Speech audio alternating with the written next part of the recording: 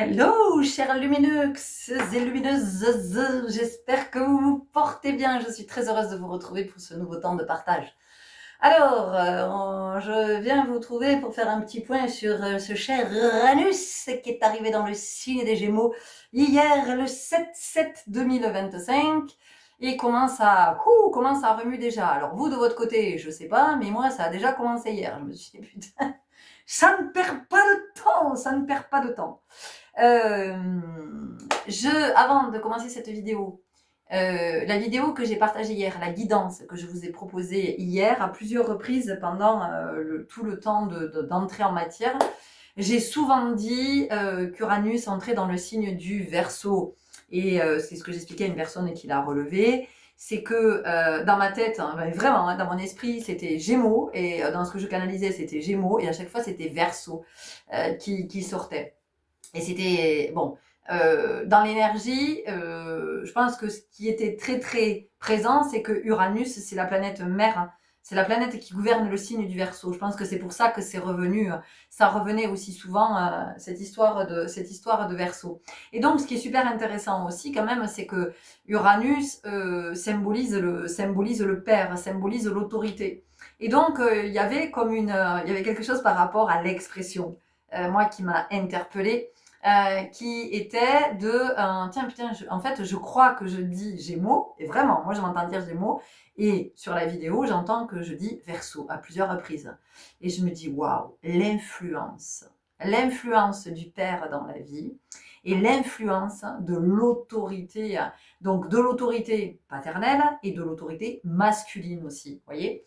Donc vous allez voir vous comment ça vous parle, et je veux dire c'est mon histoire à moi, mais c'est aussi comment chacun on est avec la référence paternelle. Ce père, qui était-il, ou qui est-il, s'il est toujours de ce monde. Ce père, parce que moi je trouve qu'il y a une image par rapport au père qui est hyper. Le père, c'est le pilier, c'est l'autorité, c'est lui qui donne son nom, c'est un espèce de truc là, il n'y a pas trop à discuter quoi, hein, pas trop. Ouais, on n'a pas trop le choix, quoi. C'est que ce que le père veut, Dieu le veut. Ce que le père dit, Dieu le veut. Enfin, ouais, un peu quelque chose comme ça. Donc ça m'a interpellée après coup. Je me suis dit waouh, ça vient vraiment nous faire œuvrer du côté de la relation à l'autorité, de comment on s'émancipe, de comment on devient libre, indépendant, autonome, tout ça, tout ça. Et vraiment Uranus qui est là jusqu'en 2033 va nous bousculer par rapport à ça. J'ai partagé ce matin sur ma page Facebook Wakanda, le pouvoir magique intérieur, une pépite vers laquelle j'ai été guidée sur YouTube, une astrologue qui explique Uranus dans chaque maison, en fonction de d'où se trouve Uranus dans quelle maison se trouve Uranus dans notre thème natal.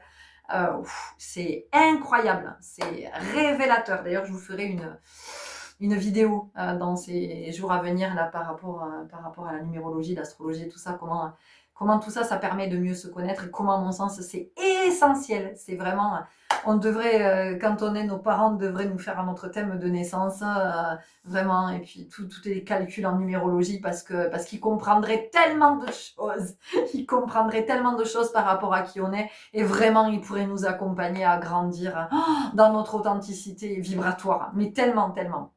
Bref, donc ce matin, je vous ai partagé ça et je vous invite à aller écouter, parce que moi, j'ai trouvé ça juste incroyable. J'ai écouté pour mon fils, puisque j'ai fait faire son thème de naissance, et pour moi, puisque j'ai fait faire mon thème de naissance aussi. Et putain, je suis restée. Je me dis, ah ouais, bah oui, évidemment. Et tout s'explique. Et je comprends mieux pourquoi. Et ça permet vraiment de mettre à jour des mécanismes. Mais je vous dis, je ferai une vidéo là-dessus.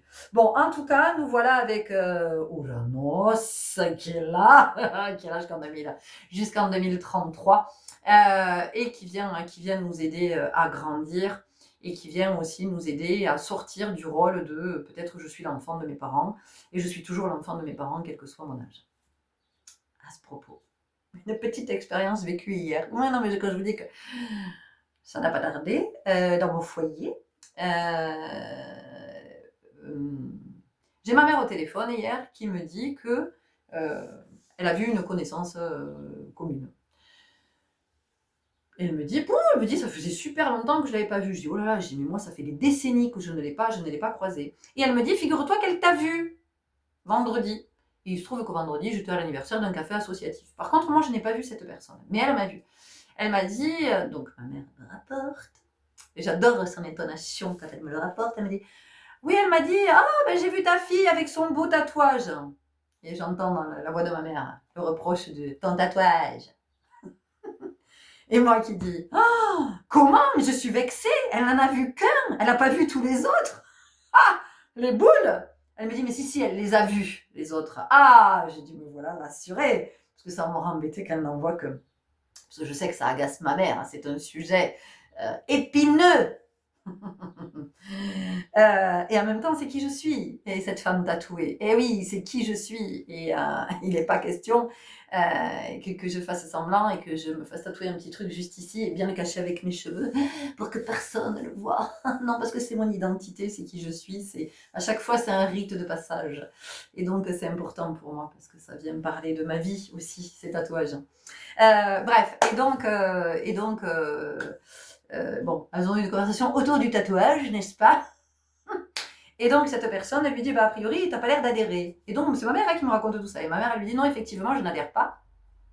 Elle me dit, mais j'ai rajouté, mais je n'ai pas adhéré. Ah, ben j'ai dit, tu as bien fait de rajouter. Parce qu'effectivement, tu n'as pas à adhérer, en fait. Je me fous que tu adhères ou pas au fait que je sois tatouée. Je me suis bien gardée de lui dire qu'il y en aurait d'autres, mais en même temps, je pense qu'elle le sait. Je pense qu'elle... Voilà. Je pense qu'elle le sent, donc je n'en ai pas rajouté. Tout ça pour dire que, oui, voilà, donc je m'émancipe et je dis à ma mère, écoute, voilà, encore une fois, je viens te dire que je suis cette femme-là. Et si cette femme que je suis ne te convient pas parce que ça n'est pas la fille que tu avais projetée, ça n'est pas la fille dont tu rêvais, ça n'est pas, je m'en fous en fait. Tu vas faire avec ça. Et moi, je vais continuer à aller de plus en plus vers mon authenticité. Voilà. Ça a été un premier truc. La conversation continue, bon, elle me parle de tout, de rien, de machin. Et à un moment donné, je lui parle de mon fils. Et là, elle ne peut pas s'empêcher de me donner des conseils d'éducation. Comment vous dire? Alors je lui dis, écoute-moi bien, tu es très gentille, mais vraiment, je te remercie, mais je ne t'ai rien demandé en fait. Donc cet enfant, jusqu'à preuve du contraire, c'est le mien. Toi, tu en as élevé 2. Voilà, tu as fait ce que tu as pu en termes d'éducation. Par contre, maintenant, tu me laisses faire en fait. Tu me laisses élever mon enfant comme je sens que je dois l'élever. Je ne t'ai pas demandé conseil, je n'ai pas besoin de ton avis. Je dis, j'ai pas 14 ans, j'en ai bientôt 53. Donc, à un moment donné, tu me lâches la grappe avec l'éducation de mon fils, tu t'occupes de tes petites affaires et tu me laisses m'occuper de l'éducation de mon fils. Voilà. Et là, tout de suite, il y a un truc qui est venu me chercher qui m'a dit, t'es pas gentille, Florence. Eh ben oui, t'es pas gentille, Florence, parce que plein de fois, j'ai entendu quand j'étais enfant, sois gentille, Florence, sois gentille, Florence, sois gentille, Florence. Oh putain, je l'ai entendu, je sais pas combien de fois. Et oui, ça a fini par me conditionner et je suis devenue une gentille Florence. Voilà, bien docile, bien obéissante, bien soumise. Voilà. Avec tout ce que ça a impliqué dans ma vie, comme situation bien pourrie, bien merdique. Mais c'était mon chemin et je l'accepte et c'est ok. Voilà. Et donc, t'es pas gentille, Florence. Petite tape, hein, petite gentillette. Ça n'a pas duré très longtemps parce que je me suis dit, mais je suis pas là pour être gentille en fait. Voilà. Et donc à un moment donné, c'est bien que je puisse remettre ma mère à sa place et qu'elle comprenne que c'est pas parce qu'elle m'a donné la vie et que sur le livret de famille, effectivement, je suis la fille, je suis sa fille. À un moment donné, elle n'a pas d'autorité à exercer sur moi ou elle n'a pas d'aucune façon. Voilà. Et je ne veux plus lui laisser l'espace pour ça. Voilà. Donc, je lui dis Uranus, j'allais dire Uranus, ça n'a pas traîné, hein, ça a été vite vu. Voilà, donc oui, il est venu me dire, oui, tu vas t'émanciper. Voilà, tu vas t'émanciper, tu vas devenir de plus en plus autonome, tu vas devenir de plus en plus indépendante, tu vas assumer d'être pleinement qui tu es. Donc, tu vas continuer ton chemin, puisque c'est ce chemin-là que tu as choisi. Tu as choisi le chemin de l'authenticité, le chemin de la vérité, en tout cas d'être en quête de cette vérité. Tu as choisi le chemin du juste, oui, je suis une balance. Donc autant vous dire que j'en ai parlé, j'ai dit, Uranus, comment dire, Uranus avec les signes d'air, ça va être notre moment, les chéris, hein, ça va être le moment où là, ça, voilà, on est quand même pas mal impacté. Donc, bah oui, balance, la justice, la justesse, tout ça, c'est un peu la vérité, c'est un peu mon chemin. Et donc bah, je marche ce chemin, et je sens combien Uranus aussi vient nous parler du conscient. Et d'être de plus en plus conscient, parce que effectivement, d'être de plus en plus conscient, c'est être de plus en plus conscient que la vie, c'est peut-être pas ce qu'on s'est imaginé que c'était, et qu'il y a possiblement une différence entre vivre et survivre. Et que tant qu'on n'est pas dans le champ du conscient, on est dans une espèce de... On pense être dans la vie, hein, mais quand même. Mais quand même. Parce qu'on est enfermé on est enfermé dans une réalité, on est enfermé dans des croyances, on est enfermé dans des peurs, on est enfermé dont on n'a absolument pas conscience. Et tout ça va faire que ça va influencer toute notre vie, toutes nos décisions, ça va influencer nos réactions, ça va influencer notre posture, ça va influencer nos paroles, ça va tout influencer dans notre vie. Tout, tout, tout, tout, tout. Et pendant tout ce temps-là, en fait, on vit comme dans un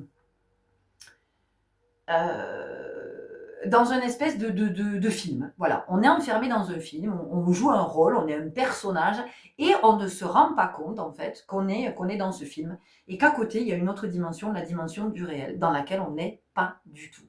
Et donc, en fait, Uranus, il vient bousculer un peu le décor, là, les décors, silence, on tourne, il vient un peu bousculer tout ça, et il vient nous faire prendre conscience du rôle que nous jouons, du personnage que nous jouons, et de comment les autres aussi jouent un rôle par rapport à nous.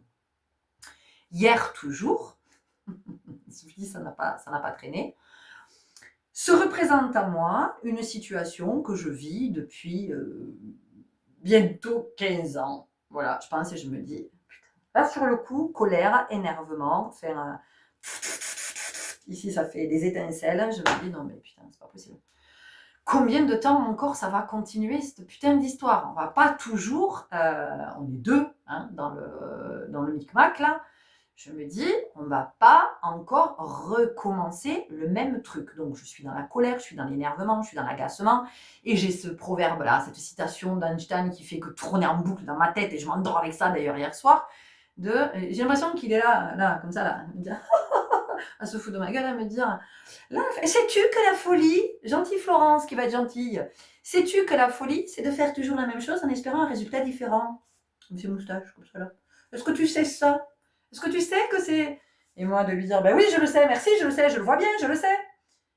Et je suis avec cette colère, je suis avec cet agacement, et ça m'agace, et ça m'énerve, et je me dis, non, calme-toi, ne reste pas dans cet état, tout ça, machin, parce que ça va t'amener dans des trucs, ça va pas être ok, en fait. Et tu vas remettre 100 balles dans la machine. Et toi aussi, tu vas venir alimenter ça, et tu vas venir le nourrir.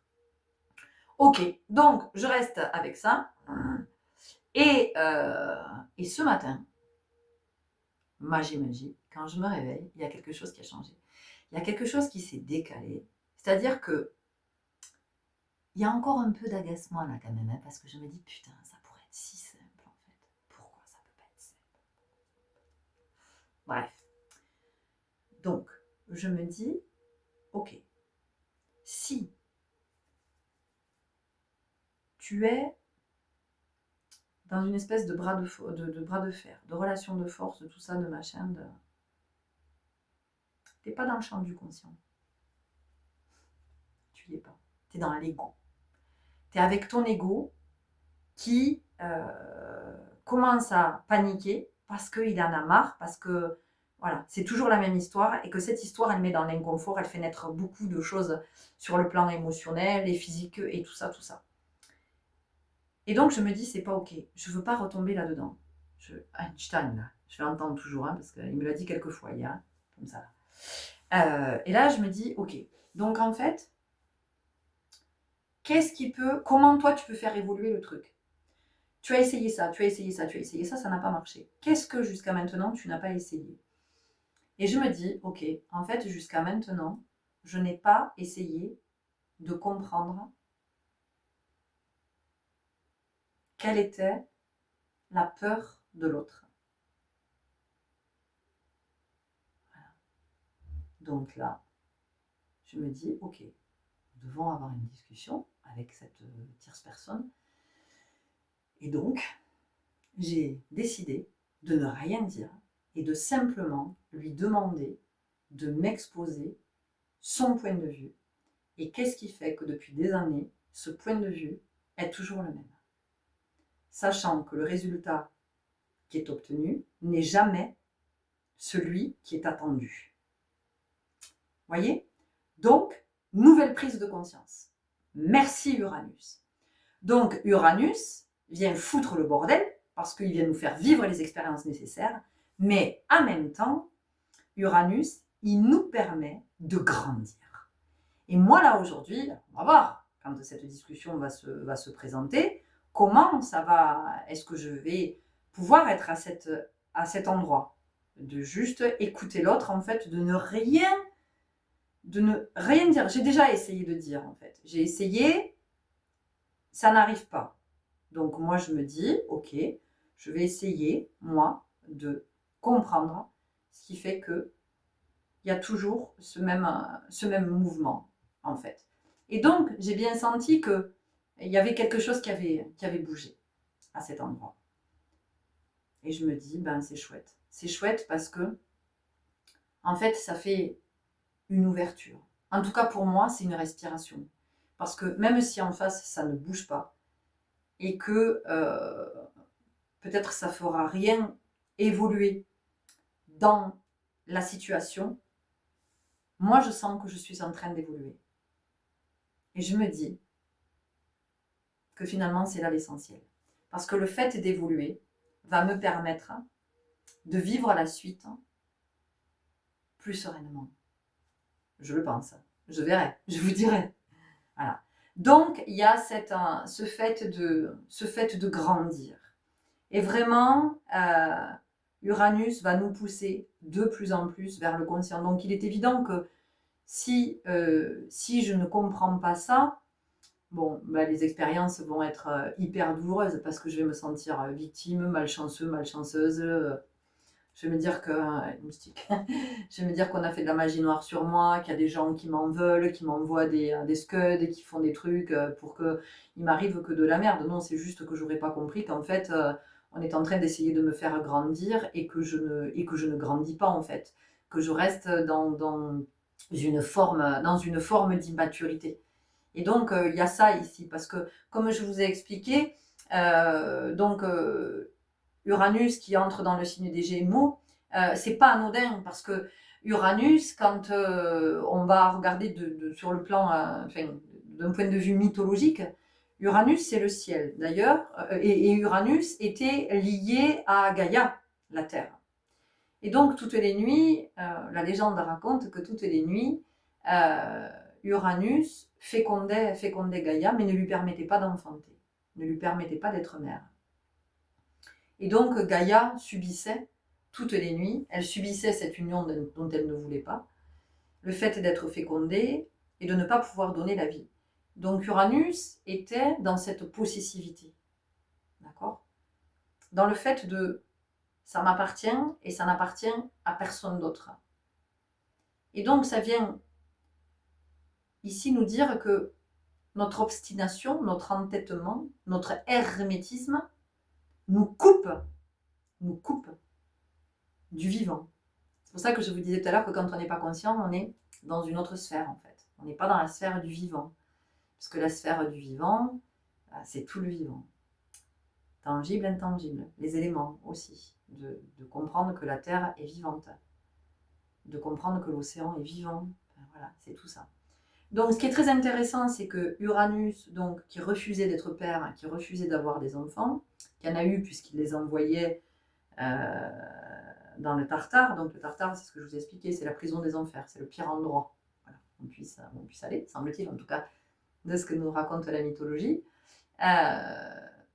Uranus entre dans le signe des Gémeaux. Les Gémeaux, c'est le 3e signe du zodiaque.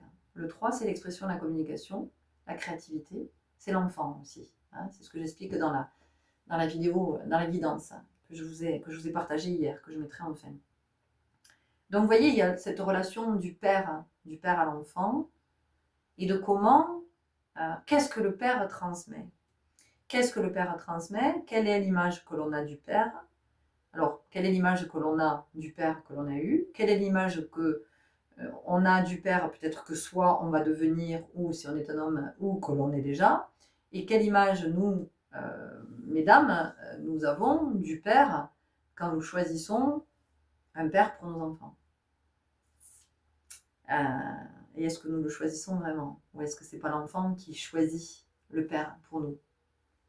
Bon, bref. En tout cas, en tout cas, il y a quelque chose ici qui est en lien avec la transmission, avec la notion d'autorité. Donc l'autorité, c'est sa souveraineté. D'incarner le Père, mais d'incarner le Père au sens du divin, en fait. Voilà. De comprendre qu'on est porteurs tous, chacun, du principe de vie et comment chacun participe à créer et qu'est-ce que l'on choisit de créer. Voilà, qu'est-ce que je choisis de créer. Mais qu'est-ce que je choisis de créer? Encore une fois, je ne peux choisir que quand je suis conscient. Parce que quand je ne suis pas conscient, ben, je ne sais pas en fait. Tout ce que je fais, je n'ai pas conscience que tout ce que je fais, tout ce que je dis, induit, manifeste dans la matière. Et après, je m'étonne. Et après, je ne comprends pas. Je dis que j'ai pas de chance. Je dis que j'en ai marre de toujours reproduire. J'en ai marre de... Vous voyez? Donc, voilà. Donc, c'est important de pouvoir regarder. Et je repense à cette situation dont je vous ai parlé quand je vous ai dit, putain, allez, c'est reparti pour un tour, on recommence. Voilà. Mais parce que je suis consciente qu'on est en train de recommencer, qu'on repart sur le même truc. Et donc, ça me demande, moi, de mon côté, de dire, ok, puisqu'on est reparti toujours sur le même truc, les mêmes mots, les mêmes... enfin, c'est incroyable comme ça se représente toujours sous la même forme. Et je vois bien qu'à chaque fois, moi j'ai l'impression d'être dans un laboratoire quoi, où je fais des tests, où j'essaye, je me dis bon, ben, j'ai essayé ça, non, ça n'a pas marché, j'ai essayé ça, ça n'a pas marché. Donc aujourd'hui, essaye ça.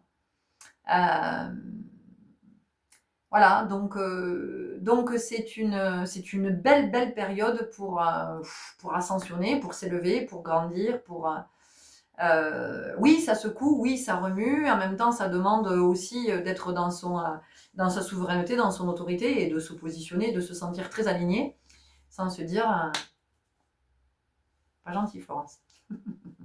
Voyez, voilà, c'est aussi de comprendre que on peut incarner aussi l'autorité. Mais l'autorité, encore une fois, c'est moi, je suis dans mon alignement. Donc là, par exemple, dans cette situation, moi, je choisis de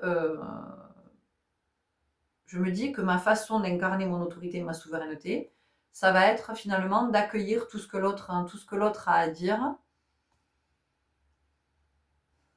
Voilà, et d'essayer de comprendre ce qui fait qu'on en est toujours au même stade, hein, avec toujours les mêmes mots quand on envoie des messages, qui sont toujours les mêmes arguments, les mêmes... voilà, qu'est-ce qui fait que ça puisse pas bouger. Et donc de comprendre qu'on ne va pas faire bouger l'autre, de comprendre que l'autre, il ne va pas bouger possiblement. Et donc, c'est qu'est-ce qui fait que moi, je vais incarner mon autorité et me dire, ok, d'accord, moi je comprends que j'ai en fait un mouvement à faire pour moi pouvoir continuer à grandir et être dans mon axe. Ça ne veut pas dire que moi je suis extraordinaire et que l'autre c'est un crétin. Ça veut simplement dire qu'à un moment donné, on n'est pas dans les mêmes champs et que quand on n'est pas dans le même champ, effectivement, il y a de la difficulté pour se rencontrer en fait. Donc c'est comment on peut créer ce point de rencontre. Comment on peut créer ce point de rencontre quand on n'est pas dans les mêmes champs. Voilà. Donc à un moment donné, il faut bien qu'il y en ait un qui décide que on va créer ce point de rencontre et non plus un point de rupture. Vous voyez? Parce que le point de rupture, bon, concrètement, il ne va rien en sortir. Sauf que ça dépend ce que l'on vit avec cet autre. Voilà. Il y a des points de rupture qui ne sont pas possibles. Voilà. À certains moments. Ce n'est pas le moment d'être à ce point de rupture. Voilà. Donc Uranus, ça fait quand même, ça fait sacrément bouger les lignes. Ça vient aussi nous faire prendre conscience qu'en fait, tant qu'on attend qu'il y ait quoi que ce soit qui vienne de l'extérieur, bon, mais autant vous dire qu'on va se momifier parce que ça viendra jamais. Et c'est de comprendre que c'est soi, en fait. C'est sa propre révolution. Et que, voilà, personne ne va descendre du ciel. Il n'y a pas tout d'un coup un messie qui va débarquer et qui va sauver la planète. C'est-à-dire qu'à un moment donné, c'est comment chacun se responsabilise et comprend que ce sont toutes ces prises de conscience ajoutées à toutes celles des autres qui vont faire qu'à un moment donné, il y a quelque chose qui peut basculer, il y a quelque chose qui peut s'inverser. Mais il n'y a que comme ça que ça peut changer. Ça va pas venir de l'extérieur, ça vient de l'intérieur. C'est un petit peu comme un cheval de Troie, métaphoriquement. D'accord? Sauf que le cheval de Troie, c'est pour assiéger, c'est pour... Là, il n'est pas question de ça, c'est pas pour assiéger, c'est juste de comprendre qu'en fait, tout le temps où j'attends que ça bouge depuis l'extérieur, je me déresponsabilise. Donc, je suis un peu dans la posture de l'enfant qui se dit, moi j'ai faim, j'attends que ma mère elle me fasse à manger. Oh, moi je suis pas propre, j'attends que ma mère elle me change. Moi je machin, j'attends que je peux pas me lever, donc j'attends que ma mère elle vienne me chercher pour m'amener là, parce que je sais pas marcher. Voyez, donc c'est de prendre conscience de tout ça, c'est-à-dire que je l'ai expliqué hier dans cette vidéo, là, sur cette guidance dans les énergies d'Uranus, où j'expliquais que ce 3 là, des Gémeaux et de l'enfant, c'est tout l'apprentissage de l'enfant. Donc l'enfant, il a bien compris que quand il commence à parler, il devient autonome parce qu'on le comprend. Liberté, il n'a pas quelqu'un en face qui essaie de parler à sa place. Quand il peut marcher, il a bien compris qu'il peut aller chercher ses jouets tout seul, il peut aller faire ce qu'il veut, il n'a plus besoin de papa ou de maman qui va lui chercher le jouet ou qui le trimballe à droite à gauche. Quand il peut manger tout seul, c'est vachement mieux que d'attendre maman qui est peut-être en train de discuter et qui suspend la cuillère, et lui il est là, il essaie d'attraper. Vous voyez, donc l'enfant il comprend très vite que en fait tout ça, ça lui permet d'être bien libre, de faire ce que je veux, d'aller à droite à gauche, fureter, de monter les escaliers, c'est tout ça. Donc, vous voyez, ça ouvre des dimensions, ça ouvre des champs, parce que quand l'enfant commence à être dans tous ses apprentissages, il a un monde qui s'ouvre. Il est plus dans son petit truc là, vous voyez. C'est comme quand finalement, voilà la métaphore, la voilà les chéris. Un enfant, qu'est-ce qu'on fait? On le met souvent dans un parc avec ses jouets, ses trucs et ses machins, d'accord? Eh bien nous, tout le temps où nous ne sommes pas conscients, c'est comme si on était dans un parc. C'est exactement la même chose. Et le jour où vous devenez conscient, vous ne pouvez plus être dans le parc, c'est plus possible.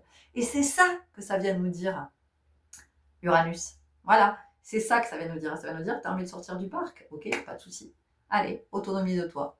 Tu marches, tu parles, voilà. Donc tu marches, qu'est-ce que ça veut dire? Ça veut dire que tu te mets en mouvement, mais tu te mets en mouvement où tu sens que tu dois te mettre en mouvement. C'est-à-dire que tu ne te mets pas en mouvement pour suivre la masse, là, pour suivre tout le monde, ou les désirs de tes parents, ou de ton compagnon, ta compagne, ou de tes enfants, ou non, c'est pas ça. C'est que toi, tu vas marcher ton chemin, et puis tu vas marcher mieux, parce que tu vas marcher ta parole. Et oui, on est dans le signe des Gémeaux, de la communication. Donc, si tu marches ta parole, qu'est-ce que ça veut dire? La parole, elle vient d'où? Regardez, on a le chakra de la gorge, et juste en dessous, on a le chakra du cœur. Donc, la parole, si tu marches ta parole, ça veut dire que tu marches ton cœur. Ça veut dire que tu marches qui tu es en vérité. Donc, ça veut dire que tu marches ta vérité. D'accord? Donc, Uranus, c'est ça qu'il est en train de nous transmettre. Et je vais rester là-dessus, ok? Merci, merci, merci pour votre belle présence. Merci pour toutes vos interactions, pour toute la richesse dans vos partages. Merci quand vous m'écrivez des petits mots là, en dehors de YouTube. Merci, merci, merci. J'adore. Continuons à nous nourrir ensemble. Continuons à être dans la solidarité, dans la fraternité, dans l'inspiration aussi, s'inspirer à aller. Voilà, grandissons ensemble, accompagnons-nous à grandir. Ceux qui ont déjà un peu marché, allez, on prend les autres par la main et on y va. Et on se soutient et on marche ensemble pour le meilleur et vers le meilleur. Et puis voilà. Pour l'unité aussi, l'unité en soi et puis la réunion avec les autres, parce que la communication c'est ça aussi, c'est être en commun, c'est la communauté, c'est ce qu'on partage avec la communauté. Bienvenue si vous nous rejoignez, merci aux nouveaux abonnés, merci pour tous vos likes, pour toutes vos manifestations qui font que oui, je peux être visible sur YouTube, sinon je ne le suis pas, mais c'est pas grave, je continue. À tout bientôt, salut.